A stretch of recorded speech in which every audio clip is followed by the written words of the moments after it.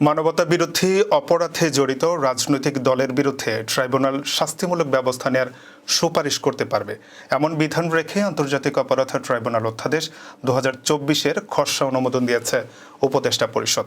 বুধবার সচিবালয়ে উপদেষ্টা পরিষদের বৈঠকে এ অনুমোদন দেওয়া হয়।